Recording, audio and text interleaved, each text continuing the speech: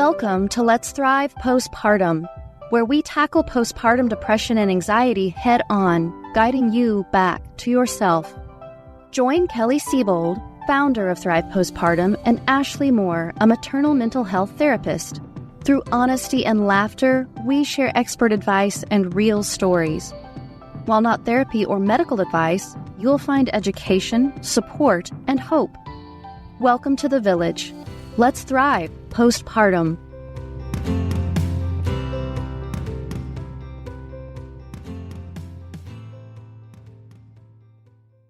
Hey, Mom. Welcome back. I'm Kelly. And I'm Ashley. Thank you so much for being here. Today, we're going to be talking a little bit about postpartum anxiety. And you guys are going to get to hear my story of working through postpartum anxiety, mostly with my first, but then still how it came up with the birth of my second child as well. Can't wait to hear. It was an interesting experience. So yeah, let's see. I'll start back at the beginning. I actually was very fortunate to have a wonderful pregnancy. I felt great. My skin looked amazing. My hair seemed just to be doing these wonderful flowy things all the time.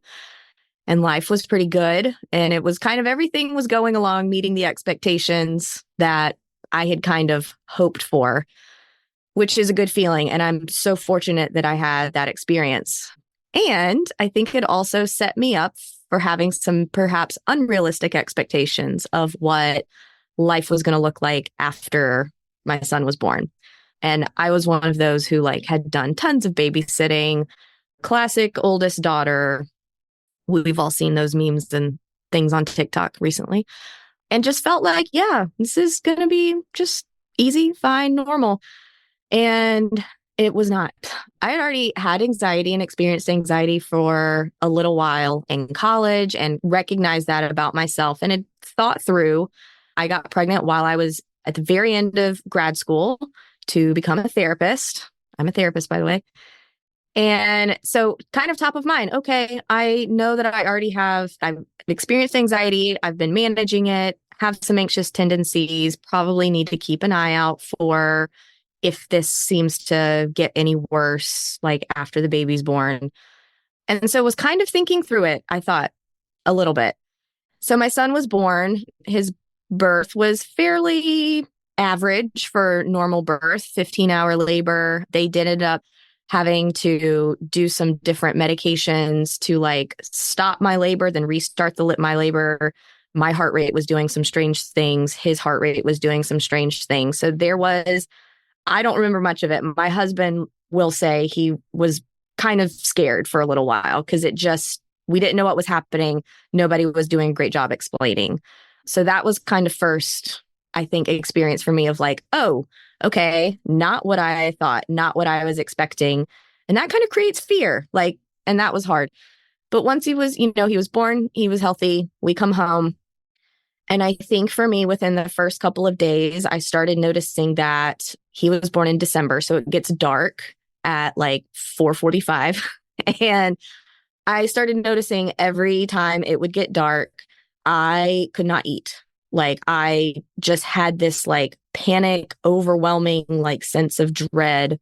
For anyone who's experienced anxiety, you know what it feels like. And I couldn't eat. And I really couldn't move around. I wanted to just sit in one place and hold him, or I don't know. And I just remember this kind of frozen, immobile feeling. And it would happen when it would get dark, every day. And I remember telling my husband, because he finally was are you okay? What is going on? And I was I don't want to talk about it. So, which, hello, therapist, red flag. Okay. And it was just this awful feeling. I remember texting friends and trying to say, I'm feeling really nervous. I'm not sleeping a whole lot. I'm staring at him and his bassinet. And a lot of people were yeah, that kind of happened. That was me too. And then finally, my husband and I were talking and I was I cannot sleep. I cannot fall asleep. Some intrusive thoughts started coming in of I know that if I close my eyes, he's just going to stop breathing. I know that if I'm not looking at him, he's going to stop breathing. which in hindsight, you think back and you're like, well, that's absolutely makes no sense. But that is how it felt in the moment. And so, yeah, like I would lay there and just like, and look at him. My husband finally, he was like, look, we need to get some distance. Let's move the bassinet across the room. The monitor will still be looking right down on him, but like, let's move the bassinet away a little bit and see if that helps. It did a little bit. And he would start doing some of the night feedings, trying to help me get more sleep, which it wasn't working. My son also wasn't the best sleeper as an infant. There was lots of bouncing like in a dark closet on my yoga ball, trying to soothe him at 2:00 in the morning. And finally, when my husband, after I woke up one day and I was so tired that I was nauseous. Kelly, I don't know if you know that feeling, like where you're like, you feel like you're going to throw up because you're so tired. But then you also can't sleep when you close your eyes and lay down to sleep. Yeah. And my husband finally said, all right, that's it. Like, go to the guest room, put on my noise canceling headphones, blast your favorite music or whatever it is. I'm taking the monitor, but I want you to be like not able to hear anything. That was really triggering for me. His crying would send me into a spiral. And so I knew if I could hear him crying, I cannot sleep. If a monitor is next to me, like I cannot sleep because I was just anticipating the cry. And he did that one night of me actually getting like a solid, maybe 6 or 7 hours of sleep. Which is life-changing at that point. It was life-changing. And I woke up and I remember my husband was in the military and he was like, sleep deprivation is a tactic that they use for interrogation and stuff like that because it wears you down. And he was like, I don't know that I've ever even been this tired, like even through basic training and like all the things like, and that's when I remember thinking, oh my gosh, okay, this is really important. We went all the pediatrician visits. I remember at one visit, I filled out the Edinburgh like scales, gave it to the pediatrician. She looked back at me and she said, some of these are a little concerning.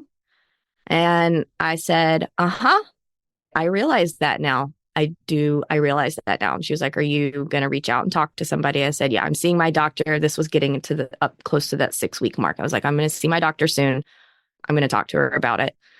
And then the next visit, because you go so many times when they're first born, the next visit, I was having such a hard time breastfeeding. That was the whole feeding process was like contributing, and my anxiety was spiraling because I was just convinced he wasn't getting enough food. I mean, it hurt. I didn't know what I was doing, but I was in that place of like, I can't ask for help. I've gotten really good at asking for help, by the way. So even hearing me say this, I'm like, who are you? Like, who is that person? And the pediatrician looked at me and she was like, have you just ever given him a bottle of formula? And I was like, no. She goes, I'm giving you a can. I want you to make a bottle and give the baby a bottle. Be happy that he's fed. And if you don't want to breastfeed anymore, please stop. Because the most important thing is that you are happy and that you are feeling your best. And I broke down and started crying in this poor pediatrician's office. I was like, oh my God, thank you so much for saying this to me. Again, like no one was pressuring me. This was so much this like internal dialogue and all the shoulds of what I should be doing or should be trying that I was just so stuck in. Did you at that point start moving him to formula?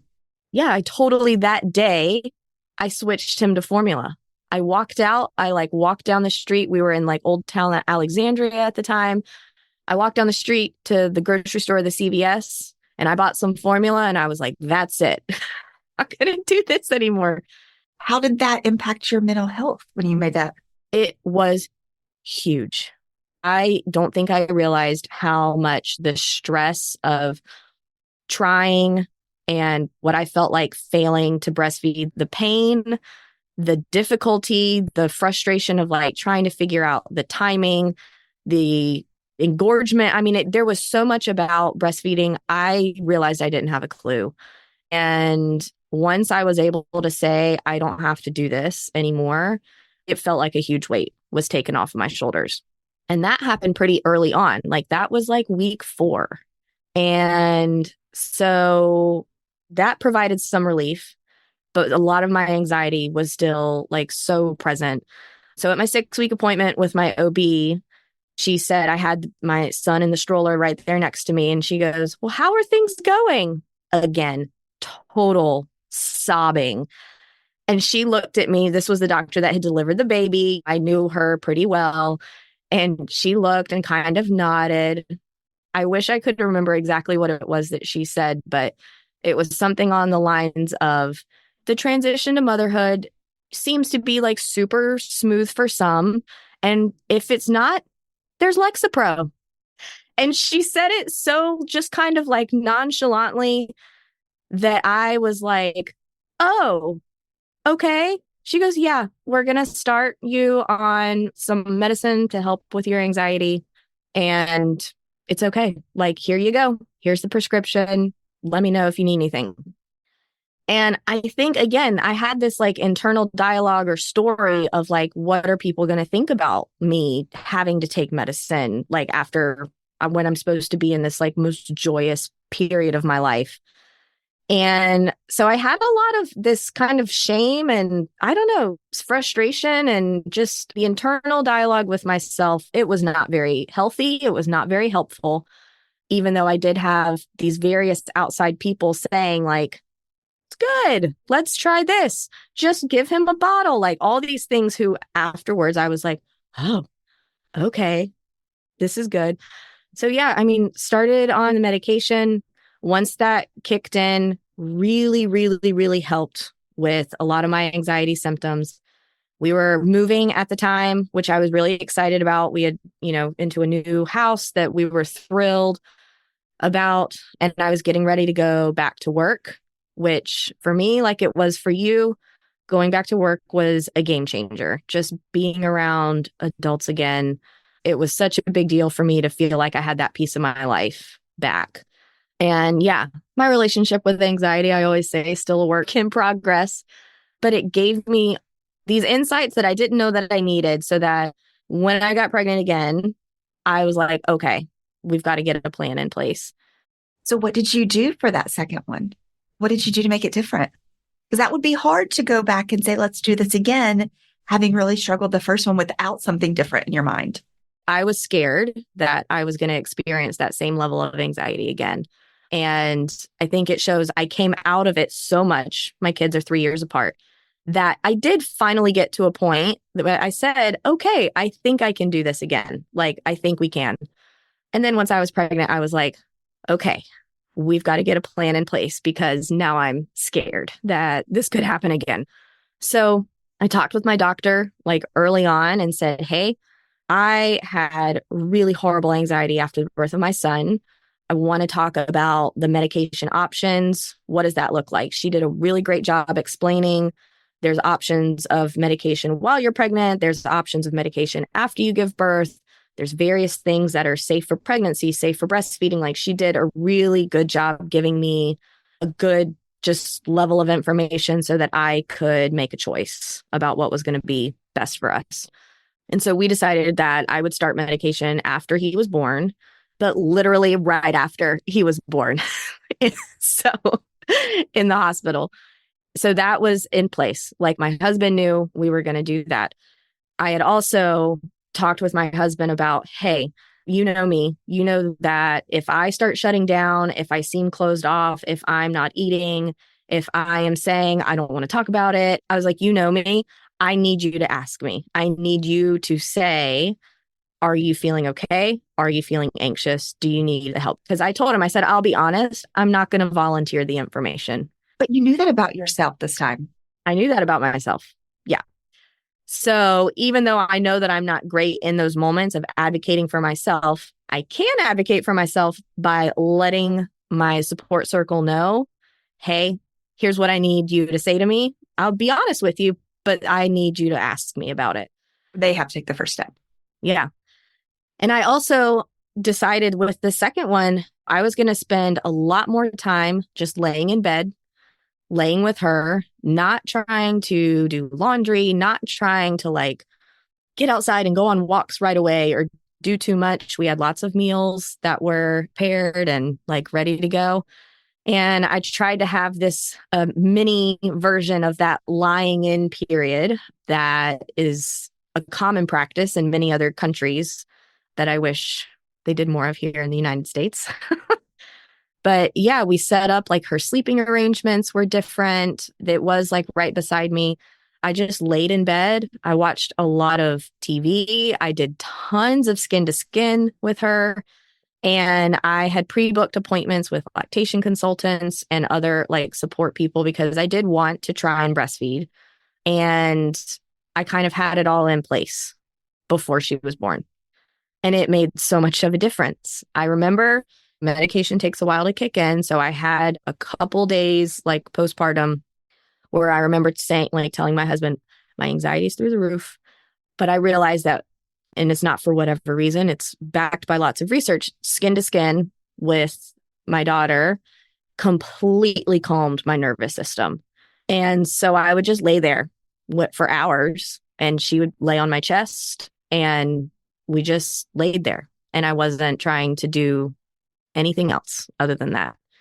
And then it's kind of like started to pass. And it was a completely different experience. I had a better success with breastfeeding and wasn't going back to work at the time. So it was different, but it was different because I had planned. So let me ask this, because at the beginning you said something really interesting about when you had your first child, the expectations you had in your head of what this was going to be like was very different than reality.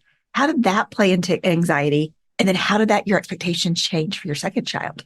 So hugely so. I know for myself and probably for a lot of other people that have anxiety, I put lots of pressure on myself, right? Like you think that you're going to do things the way that, I don't know, see in the movies. And we've talked about this before, Kelly, like where did that expectation come from? Like what created this image of motherhood? And it's people we see, yes, of course, like friends, our own family and that kind of thing. But it's also movies and social media and all these things. And so I just had this, like my little rose-colored glasses on thinking it was going to be great. And when it wasn't, the story I told myself is like, well, there must be something wrong with you, right? Like there must be, you're not doing something right, and that can cause a lot of anxiety and worry and frustration because I have this whole story that I'm telling myself that it's my fault or that you're failing as a mom at that point. That I'm failing. I'm not doing it right. Even though as a mental health therapist, somebody who is certified, you know that expectation probably is not reality going into it. Yep. I know. And I was fresh out of grad school. So, this really all should have been top of mind. And it wasn't because it's just so all consuming. It is all consuming. And if you can get it and go through those struggles, coming right out of becoming a therapist, everybody else, it also makes sense to have those same struggles who don't have that background and can easily identify these are red flags. These are things I should be paying attention to. Where even though it's all consuming, you have a little bit better knowledge than some of us. Yeah. And so going into it with my daughter, I actually had the expectation, okay, this could happen again. Like you could feel the same level of anxiety. So what are you going to do about it? Like, what can we do to mitigate it? And like, what can we do to help move through it in a much healthier, more supportive way? And so with the second one, I would say it almost I wouldn't say I lowered my expectations. I think my expectations were just more grounded in reality. And then my experience it matched it. And in some ways surpassed it, because things did go much better in those initial weeks, which was wonderful. Was crying, so you said your first crying was a trigger for you when you would hear him cry, it would set it off. Was that the same reaction that you had with your second? Nope, it wasn't. I don't know if it was I'm taking care of an older child and a baby. And so my focus was on 2. So it kind of like, I don't have all of my focus going into like this one, like one child. That's a great point. But I think with her later, the feeding and stuff became another trigger in its own way, making sure she's like getting enough to eat. Her kind of growth curve started going down a little bit. And then that was its own journey more at like the 6-month mark where I experienced another huge spike in anxiety when we were trying to figure out switching to a bottle. She was refusing to take a bottle. I bought all the cups, every single cup that exists, every single bottle that exists, trying to figure out. I later learned in other countries, there are not nearly as many options. Which would be great. It's great when you go into a store and they're like, these are the 2 bottles and that's it. There's not 500. So, We have every bottle you could imagine. yeah. But I think, I mean, through the experience, I learned a lot about myself. I learned how to recognize what anxiety looks like and feels like for me, which is so important because when I can recognize it, I become aware of it, then I can figure out what I need to do about it. And I think before, and even back just thinking my younger self, I don't think I had that level of awareness of like what it feels like and how to recognize it really early on to say, okay, this doesn't feel good. This doesn't feel right. We need to make a plan. And so that is what going into the second pregnancy. And even now, my kids are 5 and 2. Even now, if I start having like some of these, like my symptoms of anxiety are often a lot of like related to sleep, lots of racing thoughts, kind of worst case scenario kinds of things. And if it starts to happen, I know like I do a lot of mindfulness and breathing and that kind of thing. And I really lean into that and then it passes. And so I think that was something so important for me is just learning how it feels in my body and what to do about it. But that's great that have that. You now have said, this is a trigger. I feel this way. I've got tools that I can use, mindfulness, meditation, things that are going to help bring me back so it doesn't continue to spiral out of control. And it's really informed my work as a therapist. I worked at a school for a number of years, and that was where I worked when I had both my kids. And transitioning into private practice, really decided like I want to work with postpartum moms and families just to help them feel better, help them navigate through all of this. And especially even when I'm working with families is talking about how to create a healthy family dynamic and how for parents, how your mental health often can become your kids' mental health and affects them. And it's just been a big driving factor for what I'm doing in my work now. And I love what I do. And it's just, I can't imagine really doing anything else. I love that you can use the experience and what you went through to help other parents not suffer as much and really understand and improve their family outcomes. Well, I think what you said too, Kelly, is so much of it is the education piece of it is reducing the stigma through education, through telling people like how frequently this happens and how many moms go through this. And I forgot to ask you this question. Did any of your friends have a really good understanding or idea of what you were going through? No. One, it was COVID, so we didn't see a lot of people. So I think if you saw me, it would have been very evident. But I also didn't know how to say, here's what I'm feeling and what I'm struggling with. So I didn't share a lot. I also don't know that I had an immediately close friend who had experienced something similar to kind of be checking on the mental health part of it. But that was 100% on me. I kept my mouth shut and isolated and did everything I probably shouldn't have done. But the education piece that you're talking about, learning, here's things that will help you, is so key in stopping that. I think that's why conversations like this are so important because, again, I didn't really say anything to anybody. And if you kind of think about most women probably have several people they would consider close friends and good friends. And we all know that we're not talking to each other about it. And it's hard to talk to your doctor about it. And so hearing conversations like this and just getting more information out there and trying to normalize it is so important. It is. But I want to come back to something you said at the very beginning. In your experience, when you went to your pediatrician for your first child's checkups and you did the Edinburgh Depression Scale, they talked to you about your results. I didn't have that experience. Never. And maybe, I hope I'm not saying anything wrong because it's some parts of it are a blur, but you take it 500 times. Every time you go for a first year, you do it. I don't know that I ever had a single person talk to me about my results. And I know my results weren't great, but I also know I probably lied a little bit because I wanted to look better than I felt. Like, you never put like the 100% truth, but it was a good 80% truth. And I should have been a flag. I don't remember anybody ever talking to me about, in South Carolina, they're not required to. They're required to give it to you, but not really talk to you about it. And maybe I just fell through the cracks in certain situations.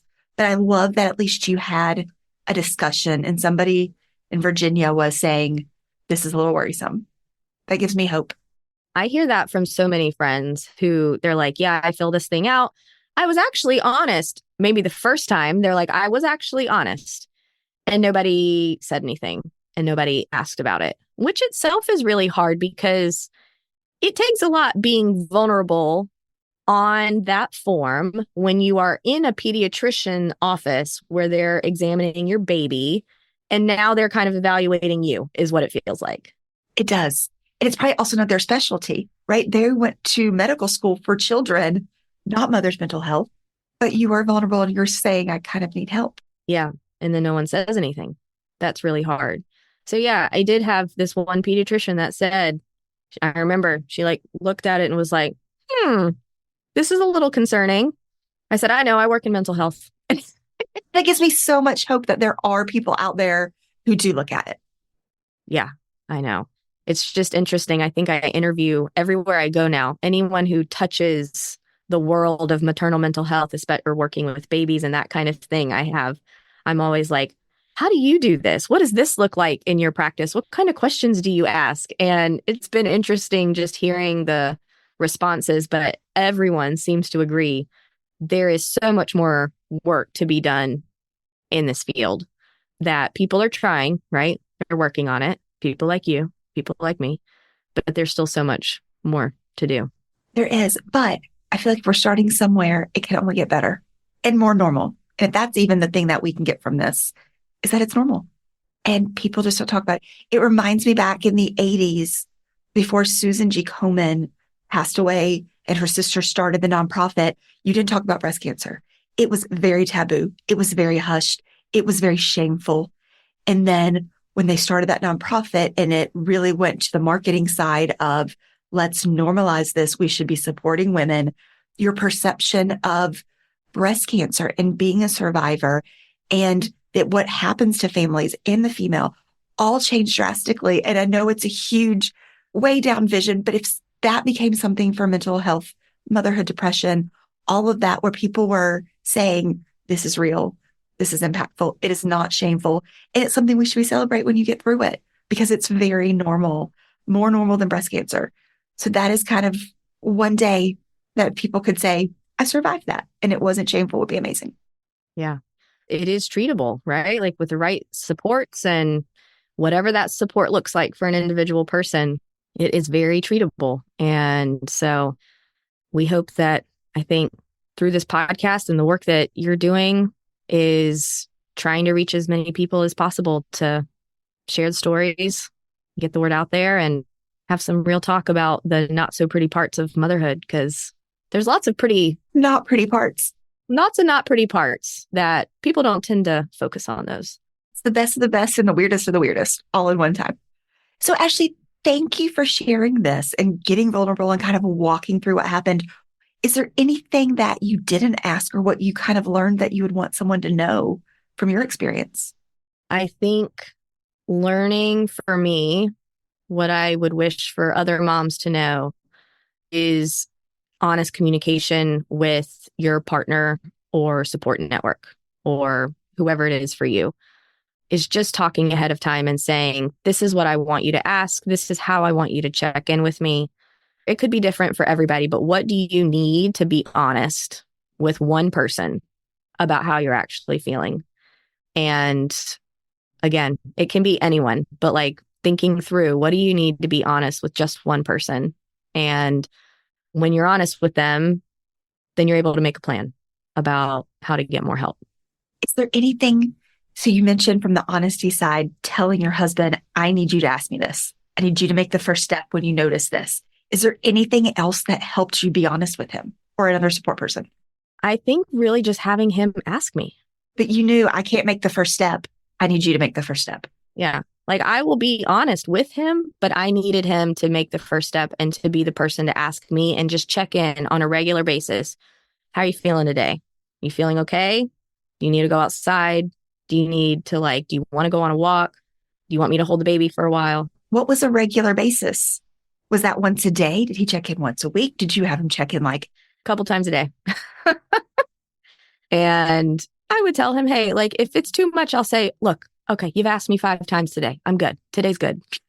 But I told him to ask me multiple times a day. And especially in those first week postpartum, how are you feeling? Is there anything you need?